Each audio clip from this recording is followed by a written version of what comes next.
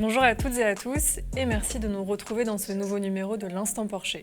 Au programme aujourd'hui, la question de la lutte contre le réchauffement climatique lors de la COP26, les inégalités salariales et les fantasmes de l'extrême droite sur l'immigration. Les derniers rapports du GIEC, le groupe d'experts intergouvernemental sur l'évolution du climat, sont alarmants. Une augmentation du réchauffement climatique de 2,7 degrés à la fin du siècle, jusqu'à 4 degrés si des mesures concrètes ne sont pas mises en place. Le réchauffement climatique est la conséquence directe des activités humaines. Alors que la COP26 se déroule jusqu'au 12 novembre à Glasgow, les pays participants se sont engagés à réduire leurs émissions de gaz à effet de serre. Alors, est-ce que cela sera suffisant pour lutter contre le réchauffement climatique ? Comment peut-on s'en sortir ? On verra ça avec Thomas Porcher. La parité homme-femme n'est toujours pas atteinte. Depuis le 3 novembre à 9h22, les femmes travaillent gratuitement et le feront jusqu'à la fin de l'année. Alors, quelles mesures permettraient de réduire les inégalités salariales ? Thomas Porcher nous livrera son analyse. Alors que la course présidentielle est lancée, les sujets de fond sont une nouvelle fois relayés au second plan, puisque la question de l'immigration est au cœur des débats, notamment à l'extrême droite avec une affirmation que l'on entend à foison dans le camp de Marine Le Pen, les immigrés voleraient les emplois des Français. Ces affirmations de l'extrême droite sont-elles tangibles ? On voit ça tout de suite dans l'Instant Porcher.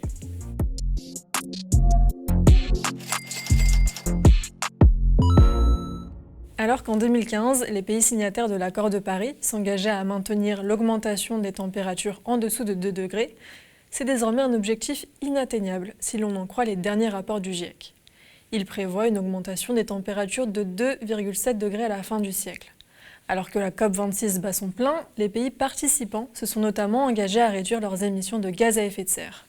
Emmanuel Macron a également réaffirmé l'ambition de maintenir les températures en dessous de 1,5 degré. Maintenant, le défi qui est le nôtre pour savoir si cette COP est une réussite ou pas, c'est le rendez-vous des résultats intermédiaires.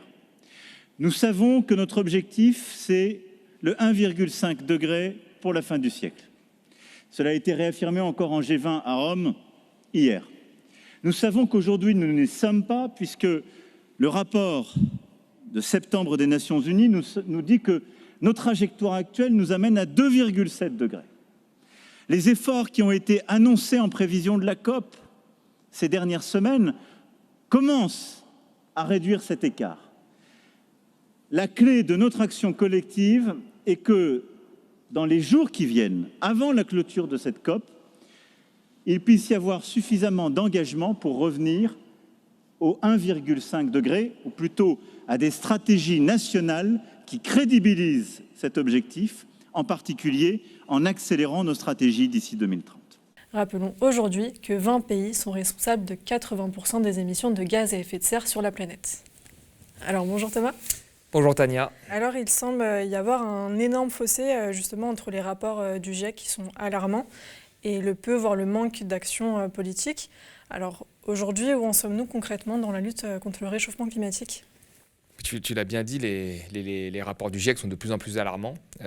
Si on ne fait rien, on est sur une trajectoire de 4 degrés. Chaque fois qu'il y a une COP, on nous rappelle que le GIEC a dit que c'était alarmant et qu'il fallait faire des efforts.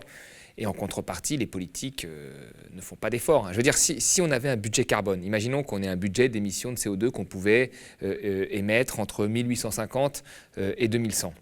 Et bien sur ce budget, on avait consommé déjà en 2011 plus de 50% de ce budget.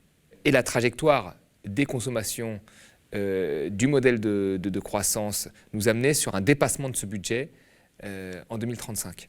Donc non, il y a vraiment le GIEC qui tire la sonnette d'alarme à chaque rapport. Et là, normalement, nos émissions auraient dû culminer à partir de 2020. Elles continuent à augmenter, et là maintenant on reporte encore la date, et ainsi de suite. Donc on est toujours vraiment en politique dans des petites mesurettes qui ne visent pas à changer le cœur du problème, alors même que les rapports sont de plus en plus alarmants. Il faut vraiment rappeler de quoi on parle. L'accord de Paris, qui était vu comme un succès. L'accord de Paris, c'est un accord qui fait une 40aine de pages. Dans l'accord, vous n'avez pas le terme énergie fossile, il a été enlevé. Vous ne prenez pas en compte le transport maritime, le transport aérien. Donc il y a un tas de choses comme ça qui posent problème et qui sont responsables d'un certain nombre d'émissions qui ont été retirées. Parce que derrière, il y a de l'argent, il y a des lobbies, puis il ne faut pas froisser quelqu'un. Et puis cet accord n'est pas contraignant. Vous voyez, ce n'est pas contraignant en fait. C'est les pays qui doivent fournir des contributions et rehausser ces contributions tous les 5 ans. C'est ça. Les contributions qu'ont fournies les pays nous amènent à une trajectoire à 3 degrés. Donc 3 degrés, on ne sait pas quel impact ça aura sur l'espèce humaine, mais on est largement au-dessus des 2 degrés. Ça, c'est les contributions qu'ont fait les États. Et en plus, ces contributions, il y a ce qu'on appelle des compensations. Des compensations, c'est-à-dire que certains pays vont dire moi j'ai des forêts, donc il y a une compensation, donc j'ai le droit de produire des énergies fossiles. Donc vous voyez, on est vraiment dans une ingénierie comptable pour prouver qu'on fait des efforts en y ajoutant des forêts et un peu tout ce qu'on veut, et pour après se vanter d'avoir fait des efforts. Vous savez, quand vous voyez Google neutralité carbone, il faut arrêter les compensations, quoi. C'est de l'ingénierie comptable, comme on en fait dans l'évasion fiscale et comme on en fait dans plein d'autres choses. Il faut arrêter avec ça. Donc vous voyez, en réalité, on est très très loin du compte. Et le principe de base de l'accord de Paris, c'était le principe du name and shame game. C'est-à-dire que le pays qui fera le moins d'efforts, il aura la honte parce que la société civile et les autres feront des efforts. Mais là, les efforts sont tellement nivelés vers le bas, de tous les pays, tellement nivelés vers le bas, qu'en fait, justement, ce jeu de regarder ce que fait l'autre pour faire moi-même mes efforts, fait qu'en fait, on est dans une spirale assez négative où chacun fait un tout petit peu plus d'efforts, mais pas suffisamment par rapport à son voisin. Et donc, c'est plutôt pour moi un système qui favorise le passager clandestin, c'est-à-dire faire très légèrement des efforts et pas prendre le réchauffement climatique comme quelque chose d'important. Et donc, on arrive à un écart mais dramatique entre les rapports, entre le consensus scientifique qu'il y a sur le réchauffement climatique, entre les interrogations de plus en plus importantes sur le fait que est-ce que l'espèce humaine pourra survivre ou pas, et les propositions politiques qui ne sont pas du tout au niveau. Et justement, quelles sont ces propositions politiques et quelles sont leurs limites Les propositions politiques, elles sont essentiellement sur le fonds vert. Alors c'est un fonds qu'on doit financer pour aider les pays pauvres à s'adapter ou les pays en développement à s'adapter au réchauffement climatique. On parle de 100 milliards. Enfin, je veux dire, là, quand on voit les milliards qu'on a injectés dans les plans de relance, dans le monde entier, qui étaient légitimes, mais là, on parle de 100 milliards. 100 milliards pour l'adaptation au réchauffement climatique, qui doit être financé normalement principalement par ceux qui ont pu se développer sans la contrainte climatique, c'est-à-dire les États-Unis et l'Europe. Et on voit que tous les pays, on en parle depuis Copenhague, donc ça fait plus de 10 ans qu'on en parle, tous les pays traînent pour financer ce fonds, alors que c'est de 100 milliards. Donc ça, c'est quelque chose qui est mis souvent en avant, le fonds vert. Et puis ensuite, c'est la création d'un prix du carbone via un marché du carbone. Alors c'est marrant, on a un marché qui crée du réchauffement climatique, donc qui n'est pas idéal, et on va créer un autre marché pour corriger les erreurs du premier marché. On n'est pas sûr que le deuxième marché puisse être aussi efficace qu'on nous le dit. Et là, on donnerait un prix au carbone avec cette idée qu'il faudrait un prix unique, c'est ça le consensus, parce que toute émission de CO2 porte atteinte au climat. Donc il faut donner un prix à ce carbone-là pour empêcher les gens qui pensent que c'est open bar dans la consommation de carbone. Sauf que là, pareil, oui, toute émission de carbone porte atteinte au climat, mais je ne sais pas moi, émettre du carbone parce qu'on produit des infrastructures pour que des Maliens aient de l'eau potable, la valeur du carbone, là, en termes de climatique, c'est le même, mais en termes social, ce n'est pas le même. Alors que par contre, quand vous prenez un avion pour faire un Paris-Marrakech le week-end, là, vous avez des émissions de CO2 qui sont de l'ordre de la futilité. Donc on ne peut pas mettre un prix du carbone unique à l'ensemble de la planète parce que la production de biens n'est pas la même pour quelqu'un qui a trop de biens que pour quelqu'un qui n'en a pas du tout. Et là, on parle pendant des heures de ça, de ce marché du carbone, etc. Alors qu'il faudrait plutôt parler de politiques un peu différenciées entre les États. Donc tout repose en fait dans des mécanismes de marché en fait qui visent à corriger le modèle actuel et pas à le changer radicalement.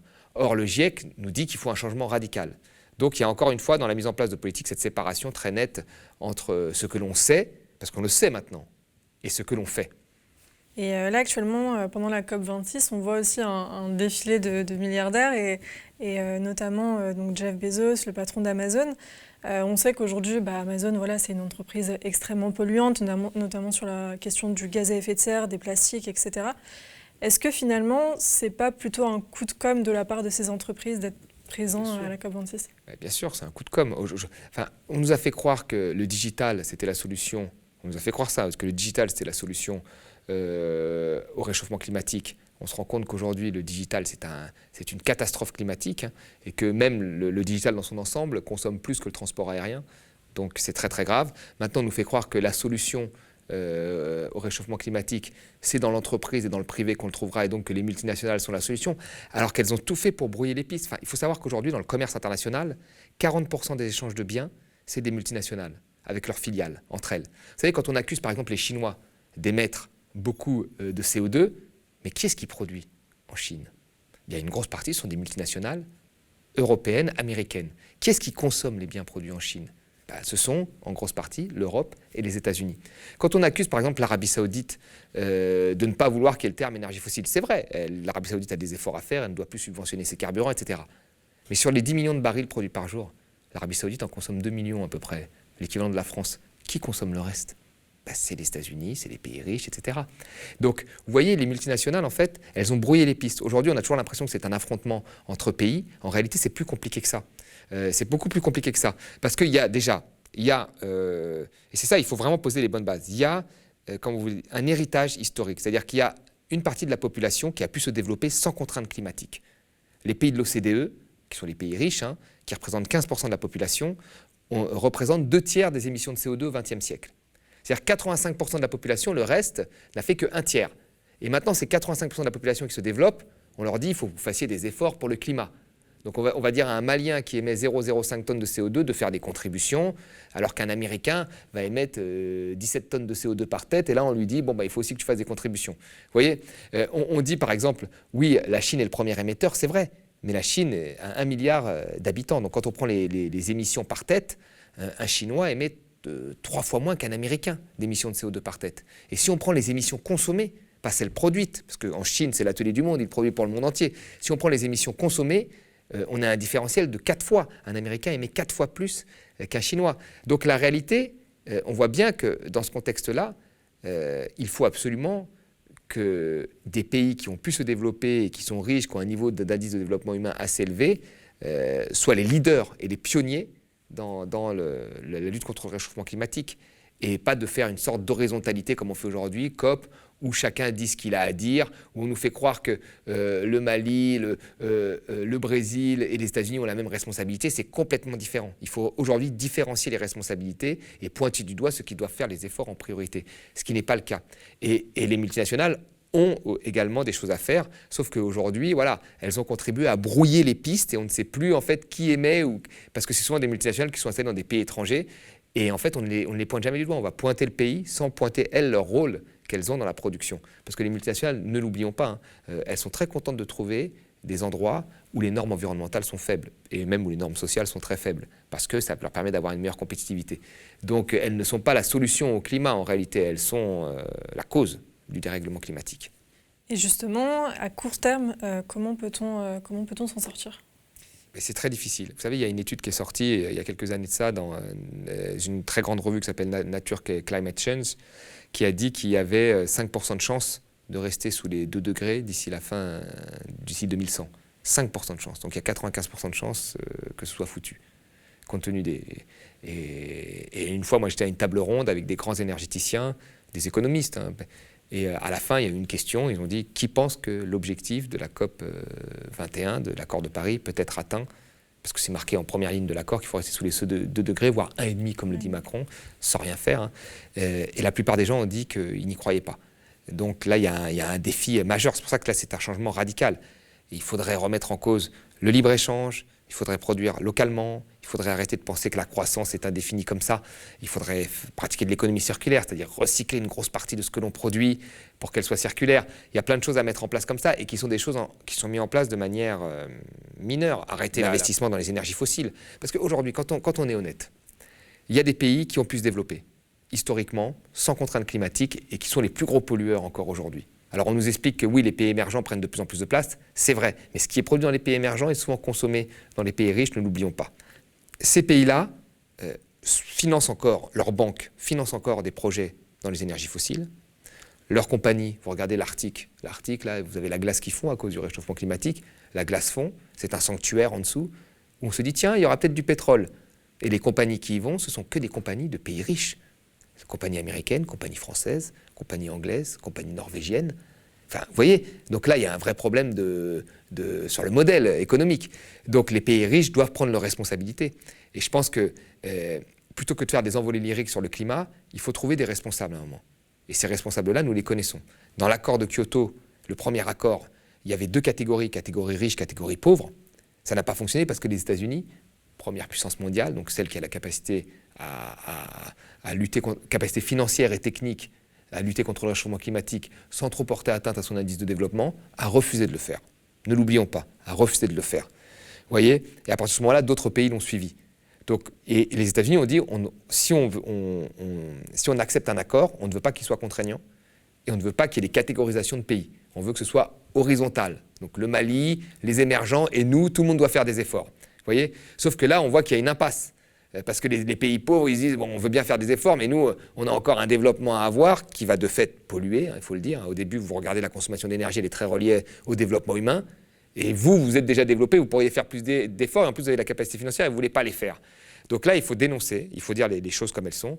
L'Europe, les États-Unis ont joué un rôle énorme dans l'augmentation de la température depuis l'ère pré-industrielle. Donc c'est eux qui doivent faire les efforts en premier et être des leaders. Après, il ne faut pas attendre un accord pour faire des efforts. Il faut que certains pays, même à leur petite échelle, la France pourrait le faire, hein, si elle avait un autre président, décident de prendre le leadership réel de cette transition écologique et donc énergétique et deviennent un exemple à suivre, comme on a parlé du modèle suédois, comme on a parlé. Voilà, j'aimerais bien, moi, qu'un jour, on parle du modèle français qui soit le leader dans la lutte contre le réchauffement climatique. On en est loin, mais ce serait bien. Et peut-être que ça ferait un phénomène d'imitation sur d'autres pays européens et au niveau mondial, et ça créerait cette dynamique.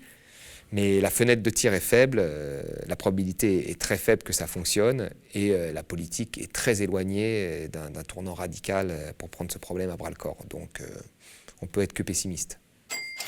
Les inégalités salariales entre les hommes et les femmes se creusent. Depuis le 3 novembre dernier, à 9h22 précisément, les femmes travailleront gratuitement jusqu'à la fin de l'année.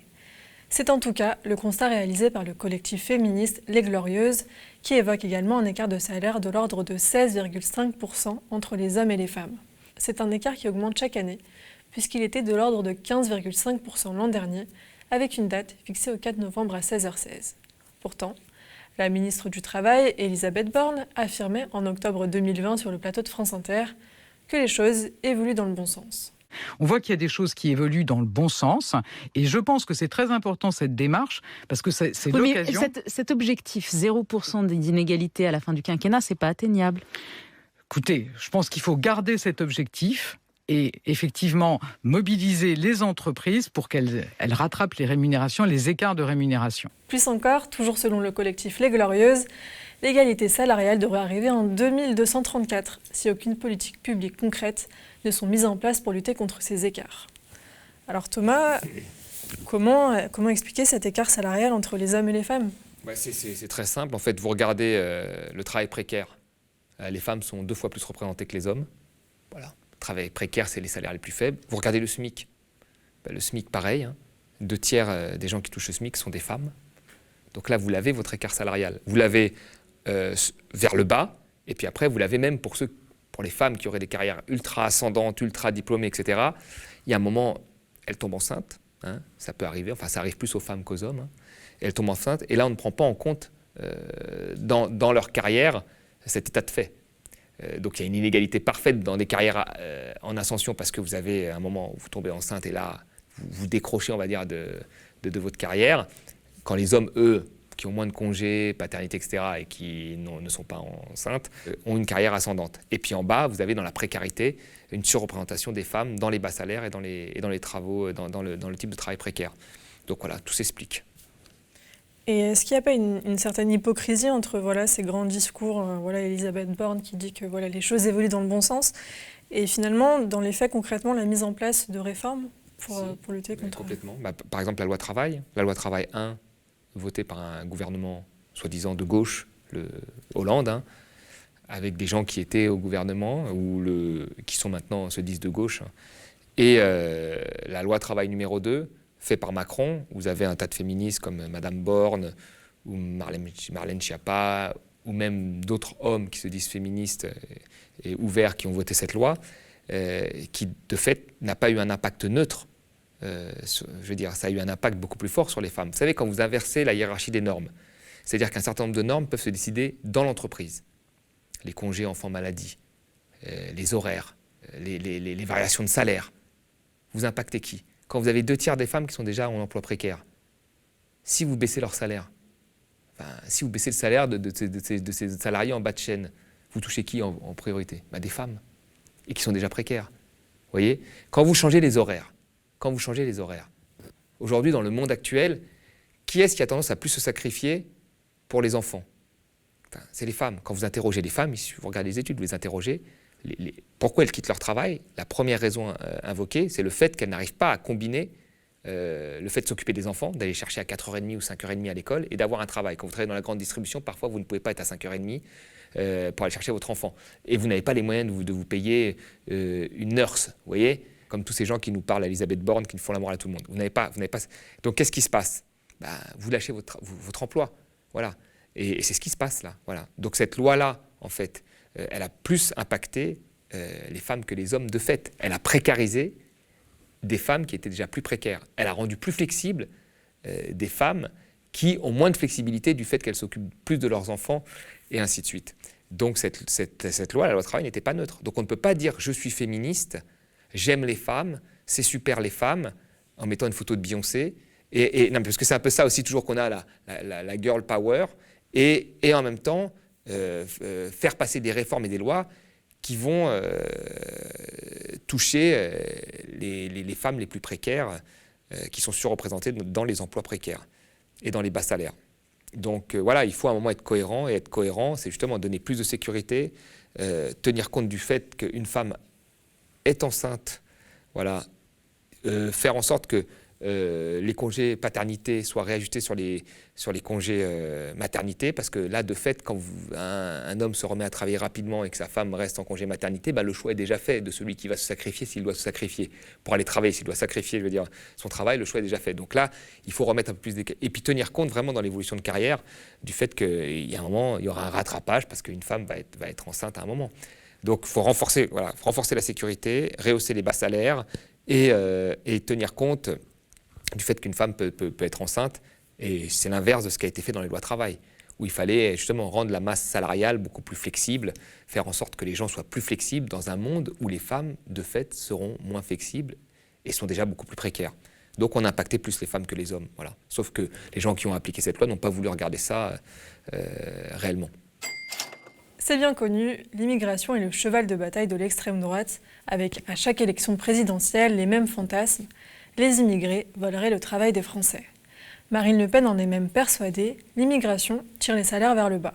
Le travail clandestin, c'est un dumping sur les salaires qui s'effectue au quotidien sur les Français. Je suis tout à fait d'accord avec vous sur ce point-là. Quand vous avez des gens qui acceptent de travailler au noir et que vous avez des employeurs qui se servent de cette main-d'œuvre, eh bien l'intégralité de l'échelle des salaires des Français, évidemment, est pressurée à la baisse. Pourtant, selon une étude de l'OCDE, l'immigration a un impact équilibré, voire positif, sur le développement économique. L'organisation explique que, je cite, « Dans tous les pays, la contribution des immigrés sous la forme d'impôts et de cotisations est supérieure aux dépenses que les pays consacrent à leur protection sociale, leur santé et leur éducation. » Alors Thomas, les immigrés volent-ils les emplois des Français, comme l'affirme l'extrême droite? Je pense qu'il faut rester factuel sur cette question. Alors déjà, il faut rappeler qu'il y a 1 emploi sur 5 qui est interdit aux étrangers en France. 1 emploi sur 5. D'accord? Dans la fonction publique, aux extra-communautaires, c'est pas possible d'être fonctionnaire. Sauf en cas de besoin. Parce que là, vous savez, quand il y a besoin dans les hôpitaux d'infirmières ou de médecins, parfois, ou de professeurs, là, on veut bien lever cette contrainte. Vous voyez? Les professions libérales, il y a un certain nombre de professions libérales qui sont interdites aux étrangers. Donc, nous avons déjà, dans tout un tas de secteurs, ce qu'on appellerait, ce que veut mettre en place Marine Le Pen ou Zemmour, une préférence nationale. Elle existe déjà. D'accord? La réalité, c'est qu'à part quelques secteurs, par exemple le transport routier, qui a été beaucoup concurrencé par l'étranger, mais de l'étranger européen, d'Europe de l'Est, et là, je n'ai pas entendu Marine Le Pen ou d'autres vouloir remettre en cause l'Europe, puisque maintenant Marine Le Pen est pro-européenne, mais c'est une concurrence qui vient de l'Europe, vous voyez. Mais sinon, on se rend compte que, et différentes études ont montré ça, que les étrangers, en fait, ont tendance à avoir des emplois que les Français ne veulent plus. Voilà. Donc il n'y a pas un vol ou un remplacement d'emplois qui seraient destinés à des Français par des étrangers. C'est faux de dire ça. Il y a quelques secteurs qui ont été affectés, mais affectés majoritairement par des étrangers européens. Donc la vraie question, c'est le dumping social qui est fait en Europe, alors qu'on a voulu créer un marché unique. Ce n'est pas le fait que les étrangers volent des emplois ou font même baisser les salaires, parce que vous savez que chez nous, par exemple, on ne peut pas faire baisser les salaires éternellement parce qu'il y a un SMIC. Voilà, ça c'est la première des choses. Dans d'autres pays, il n'y a pas. Nous, il y a encore un SMIC. Et puis on se rend compte que, je ne sais pas moi, dans les années 80, les salaires ont baissé dans la valeur ajoutée. Est-ce qu'ils ont baissé à cause d'une vague migratoire? Non. Ils ont baissé tout simplement parce qu'on est passé d'un capitalisme managérial à un capitalisme actionnarial, et que quand vous baissez les salaires, eh ben, vous faites augmenter le profit, vous donnez une plus grosse part de ce profit aux actionnaires. Donc, vous voyez, il ne faut pas non plus tout confondre, il faut regarder les choses et les faits, et puis les dire, quoi. L'extrême droite a également un autre fantasme sur la question du modèle social. Alors, est-ce que notre modèle social attire vraiment les immigrés? Alors ça, c'est très marrant. C'est de partir du... Alors, encore une fois, l'extrême droite vise des immigrés, surtout d'Afrique, quoi. Parce qu'il y a d'autres immigrés qui ne les dérangent pas. Ils visent des immigrés surtout d'Afrique. L'immigré canadien qui viendrait profiter de notre modèle social, là, ça ne les dérange pas. Mais à l'Africain, ça le dérange. Alors, moi, j'ai du mal à comprendre, s'imaginer que quelqu'un, je ne sais pas moi, qui va être à Brazzaville, connaît le modèle social, qu'une partie des Français ne comprennent pas, puisqu'il y a une grosse partie des Français qui n'ont même pas touché leur RSA, et traverserait désert méditerranéen dans un canoë pour atteindre et toucher des prestations sociales, j'ai du mal à le croire. Mais surtout, tout ça est faux. Je veux dire, pour toucher le RSA, il faut être 5 ans en France. 5 ans. Sinon, vous ne touchez pas le RSA. Le minimum vieillesse, 10 ans. Donc vous voyez, pour quelqu'un qui n'a pas à manger ou qui a des contraintes sur l'emploi, qui n'arrive pas à vivre, immigrer pour toucher 5 ans plus tard, il faut arrêter les délires là-dessus. Mais le problème, c'est que tout ça est alimenté par beaucoup de faux chiffres. Vous savez, souvent l'extrême droite cite Charles Pratt, un magistrat qui nous dit que, grosso modo, je crois que c'est 43% des allocations familiales sont touchées par des individus nés à l'étranger. Il nous sort ça. Alors là, attention, là, le modèle social, il bénéficie quasiment, allez, on va dire, à 50% d'étrangers, c'est ce qu'on nous dit. Donc le chiffre sort en boucle. Sauf que quand on regarde ce chiffre, Charles Pratt, il défie toutes les lois de la statistique pour le faire. Enfin, vous savez, il fait une proportion. Une proportion, quand on apprend à un élève de 5e, on lui apprend, par un exemple très simple, que pour faire une proportion, dans le numérateur et le dénominateur, vous ne devez pas mettre des tomates et des bananes. C'est ce qu'on apprend à un élève de 5e. Sauf que c'est ce qu'il fait, lui, le monsieur en question, ce Charles Pratt. Il met en numérateur le nombre de personnes touchant des allocations nées à l'étranger sur le nombre de ménages. Donc là, il met des tomates et des bananes pour faire sa proportion. Alors s'il veut une vraie proportion, il met en numérateur le nombre de personnes qui touchent et en dénominateur le nombre de personnes qui touchent. Ou il met le nombre de ménages sur le nombre de ménages. Vous voyez? Mais là, il mélange les deux pour servir un chiffre qui pourra alimenter le fait que les étrangers profitent de notre modèle social. Si on fait la fraction réellement, comme quelqu'un qui a eu un cours en 5e de maths ou un cours de stats descriptives, eh ben, on arrive à un chiffre qui est 4 fois moins. Donc il y a une volonté aussi d'instrumentaliser parfois des statistiques, des données, en sortant un beau chiffre comme ça, en faisant croire que c'est ça, alors qu'en fait c'est complètement faux. Et là, il a vraiment défié toutes les lois statistiques et mathématiques en sortant ce chiffre-là. Et le problème, c'est que comme ça sert un propos politique, vous avez l'extrême droite qui ressort ça. Mais c'est faux. C'est comme la question des hôpitaux, de dire, oui, l'hôpital va mal en France à cause des étrangers. Bon, faudra m'expliquer, les 70 000 lits qui ont été supprimés, c'est à cause des vagues migratoires. Les 1 milliard d'économies qui ont été faites sous Macron en 2018 et 4 000 lits, c'est les vagues migratoires qui ont fait ça. Voilà, il faut regarder les choses du bon côté. À un moment, si l'hôpital va mal, c'est qu'il y a une austérité qui a été appliquée. S'il y a une austérité qui a été appliquée, c'est parce qu'on a des engagements de réduction des déficits dans les traités européens. Et c'est de ce côté qu'il faut regarder. Mais de ce côté, personne ne regarde. Tout le monde est en accord avec ça. Et on trouve un bouc émissaire où on peut taper dessus gratuitement, qui est l'étranger. Et finalement, pourquoi le thème de l'immigration prend autant de place dans le débat public? Il y a une instrumentalisation de l'extrême droite. Vous savez, l'extrême droite, elle ne va pas remettre en cause la mondialisation. Elle a changé d'avis sur l'Europe parce que maintenant elle est pro-européenne, parce qu'elle a vu que la compétence de Marine Le Pen au 2e tour face à Emmanuel Macron sur la sortie de l'euro, qu'elle s'est emmêlée les pieds dans le tapis et qu'il n'y avait pas de vision réelle. Donc c'est trop compliqué ça.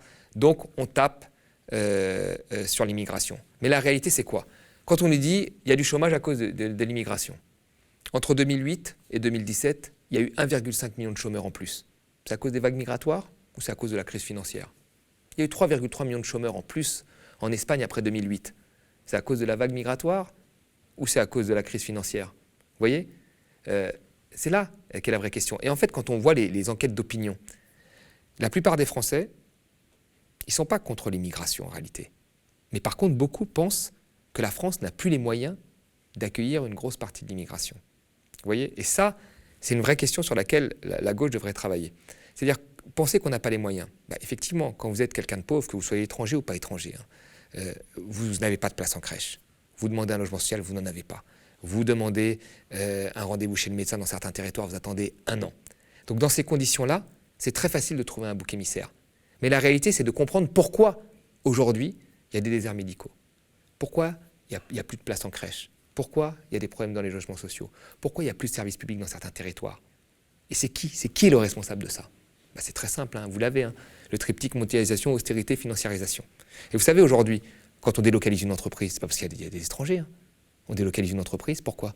Parce qu'en Europe, ou dans le monde entier, vous avez d'autres gens, des travailleurs, qui n'ont pas de droits sociaux, où il n'y a pas de normes environnementales qui sont moins chères. Donc ce n'est pas le fait qu'il y ait des étrangers, c'est le fait que la mondialisation fait qu'il y a un jeu de compétition sociale. Vous voyez? Le fait qu'on baisse les services publics, ce n'est pas qu'aux étrangers. C'est parce que nous avons des traités européens qui encadrent les déficits structurels très fortement et qui nous poussent à faire de l'austérité. Donc c'est ça aujourd'hui qui fait qu'un certain nombre de Français n'ont pas des bons salaires, perdent leur emploi, n'ont plus de services publics. Et ce n'est pas l'immigration. L'Instant Porcher, c'est fini pour aujourd'hui. Merci à toutes et à tous de nous avoir suivis. Et n'oubliez pas, le média est indépendant et n'existe que grâce à vous. Alors n'hésitez pas à devenir sociaux ou à faire un don. Et nous, on se dit à la semaine prochaine.